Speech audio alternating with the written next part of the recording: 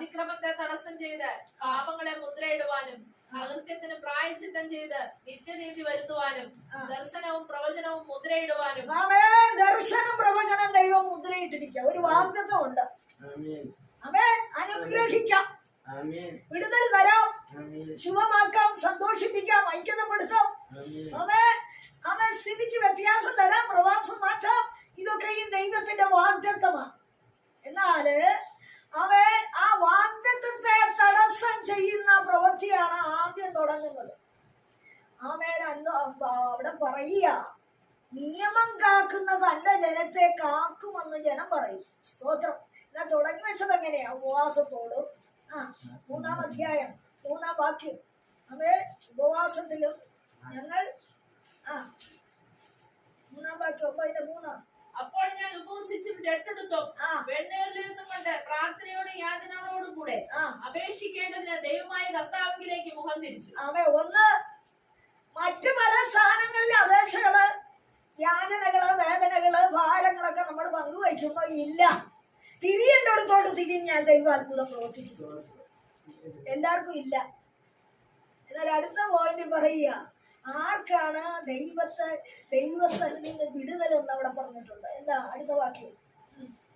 ദൈവമായ കർത്താവിലേക്ക് മുഖം തിരിച്ചു. എന്റെ ദൈവമായ യഹോവയോട് ഞാൻ പ്രാർത്ഥിച്ച് ഏറ്റുപറഞ്ഞെന്നാൽ തന്നെ സ്നേഹിക്കുന്നവർക്കും കൽപ്പനകളെ പ്രമാണിക്കുന്നവർക്കും നിയമവും ദയയും പരിപാലിക്കും. അപ്പോൾ ദൈവസന്നിധിയിൽ മുഖം തിരിക്കുന്ന വ്യക്തി അവന്റെ യോഗ്യത കൽപ്പന അനുസരിച്ചവനായിരിക്കണം, അവന്റെ നിയമം പ്രമാണിക്കുന്നവനായിരിക്കണം, അവനെ വിശ്വസിക്കുന്നവനായിരിക്കണം, അവനെ ഭയപ്പെടുന്നവനായിരിക്കണം. അങ്ങനെയെങ്കിൽ അവൻ നിയമത്തിന്റെ നടുവിൽ ഇറങ്ങി വരും.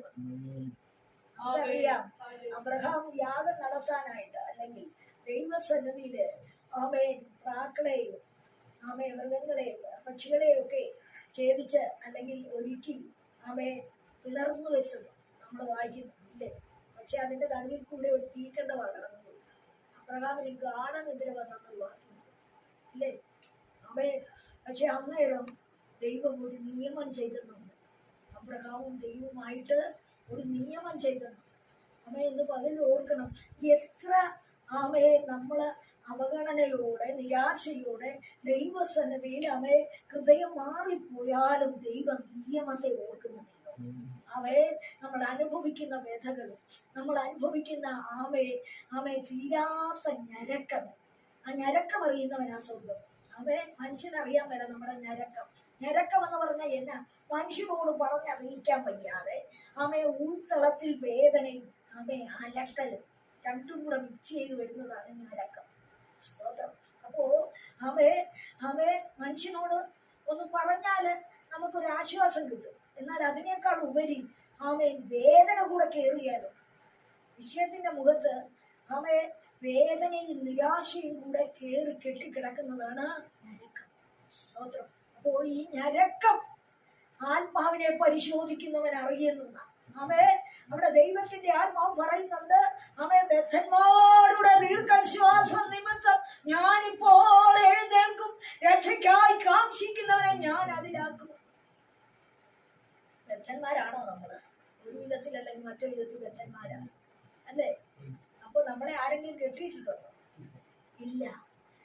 നമ്മളെ വേദനിപ്പിച്ച് ബന്ധിക്കുക, നമ്മുടെ ഹൃദയത്തെ വേദന കൊണ്ട് നിറച്ചിട്ട് നമുക്ക് സന്തോഷിക്കാൻ വയ്യാതെ നമ്മുടെ ഹൃദയം അടയ്ക്കുക. ദൈവസന്നിധി ഇരുന്നാൽ പോലും പലപ്പോഴും നമുക്ക് ഉള്ളു തുറന്ന് ദൈവത്തോട് കരയാൻ പറ്റാത്ത അവസ്ഥയിൽ ആരോട് എൻ്റെ വ്യഥയൊന്ന് പറഞ്ഞറിയിക്കണമെന്ന ചിന്തയിൽ നമ്മൾ ഹൃദയം തകരുന്ന ഒരു വിഷയമാണ് ബന്ധിക്കപ്പെട്ട വിഷയം. അല്ലെങ്കിൽ ദീർഘശ്വാസം വിടത്തക്ക വണ്ണം ഹല്ലേലൂയ. ദൈവാത്മാവ് പറയാ, നിന്റെ ഞരക്കം എനിക്കറിയാം, നീ അനുഭവിക്കുന്ന ക്ലേശം എനിക്ക് അറിയാം. സ്തോത്രം. പക്ഷെ നീ എന്റെ നിയമത്തിലാണോ? ആ നിയമത്തെ ഓർത്ത് ഞാൻ നിന്നെ വിടുവിക്കുന്ന ദൈവമാണ്. ഇന്ന് പകലിൽ ഓർക്കേണ്ടത് നീ മുഖം തിരിച്ചത് എങ്ങോട്ടാ? ലോകജനത്തിലോട്ടാണോ? ബന്ധുജനത്തിലോട്ടാണോ? പള്ളിക്കൂട്ടായ്മയിലേക്കാണോ? കൂട്ടുകാരിലേക്കാണോ? മക്കളിലേക്കാണോ? സഹോദരവർഗത്തിലേക്കാണോ? ബന്ധുജന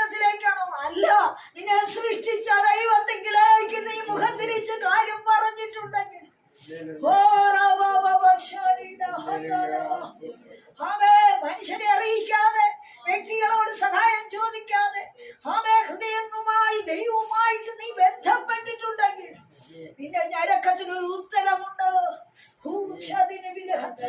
നിന്നെ വിധിച്ചു നിൽക്കുന്ന ശത്രുവിന്റെ മുമ്പില് നിന്നെ കുറച്ച് പറയാം, ഹൃദയവുമായി നിനക്ക് പറയാം, ഞാൻ എന്റെ ദൈവത്തിലേക്ക് മുഖമുയർത്തുകയാ, ഞാൻ എന്റെ ദൈവത്തിന്റെ വചനം പ്രമാണിച്ച് അവന്റെ നിയമത്തെ കാക്കുകയാ. മാത്രമല്ല അവന്റെ കൽപ്പന ഞാൻ അനുസരിച്ച് വെക്കുക. മനുഷ്യൻ വയ്ക്കുന്ന പല ഡിമാൻഡുകളുണ്ട്, പല കൽപ്പനകളുണ്ട്. അതിലൊന്നും ചേരാതെ ദൈവത്തെ പൂർണ്ണമായി പിൻപറ്റിയ ഒരു മറുപടി സ്തോത്രം. ഇന്ന് പകലിൽ ഓർക്കാനുള്ളത് അതാണ്. എന്റെ കർത്താവ് എനിക്ക് മറുപടി തരും. അവൻ എന്നെ വെറുതെ വിടത്തില്ലെന്ന്. അനുഭവിക്കുന്ന ക്ലേശത്തിന്റെ മുമ്പില്, വേദനപ്പെടുന്ന അവസ്ഥയുടെ മുമ്പില് ആരോടും പറഞ്ഞറിയിക്കുവാൻ വയ്യാതെ നമുക്ക് കുടുംബത്തിലെ കലകം എന്ന് പറയാൻ